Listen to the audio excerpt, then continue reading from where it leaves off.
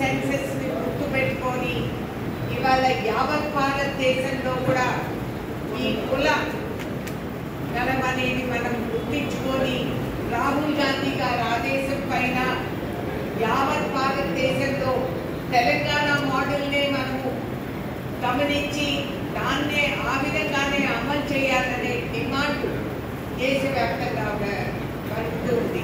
చాలా గర్వంగా ఉంది.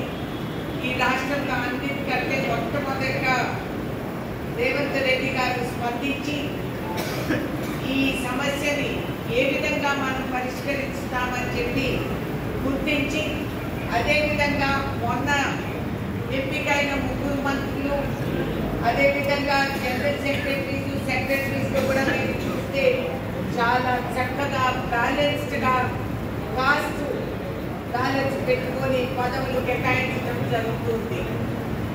అందరికీ తెలుసు, సామాన్యుడు కూడా ఈ సమాజంలో న్యాయం అనేది కేవలం కాంగ్రెస్ పార్టీలోనే జరుగుతుంది అనేది వాళ్ళు గ్రహించారు, గమనించారు అనేది మీ అందరి ద్వారా కూడా నేను తెలపరుస్తున్నాను. మరొక విషయం, ఇవాళ జిల్లా వ్యాప్తంగానే కాదు రాష్ట్ర వ్యాప్తంగా కూడా చక్కగా కార్యక్రమాలు మేము చెప్పిన మాట నిలబెట్టుకుంటామనే మాట మన రేవంత్ రెడ్డి గారు చెప్పి చేసి చూపిస్తున్నారు. కాబట్టి చూసి ఓర్వలేక వాళ్ళ కుసంస్కృతికి విధానంలోనే వాళ్ళు మాట్లాడుతున్నారు. అక్కడ దిక్కులేని పార్టీ అది కేసీఆర్ది. అసలు కేసీఆర్ ఎవడో, కేటీఆర్ ఎవడో, కవితమ్మ ఎక్కడో, హరీష్ రావు ఎక్కడో, వాళ్ళకే దిక్కు విధానాలు తెలియని వాళ్ళు ఇవాళ ఇష్టం వచ్చిన నోటుకు వచ్చిన విమర్శలు వేస్తూ పోతున్నారు, అబద్ధాలు వేస్తూ పోతున్నారు. మంచి అబద్ధాలని అందరికీ తెలుసు.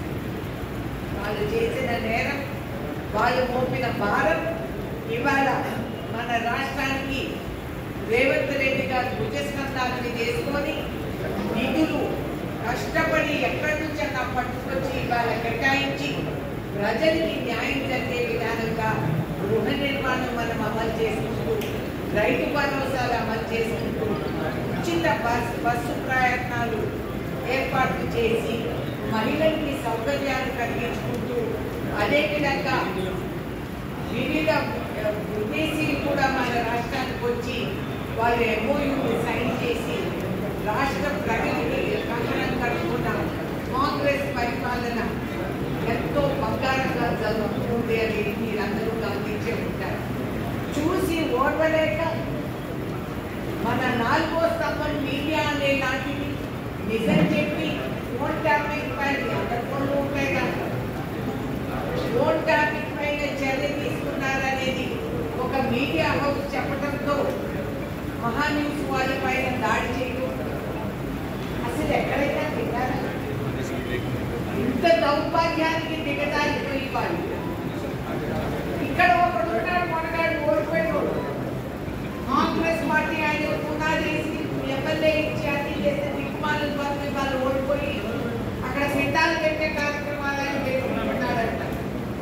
పొరపాటు పాపం దారి కప్పి స్పృహ లేక పిండాలు పెట్టుకోవాల్సింది కేటీఆర్ కేసీఆర్ గవర్నమెంట్ వెళ్ళిపోయింది.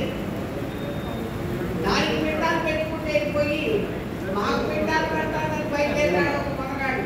పిచ్చి వేషాలు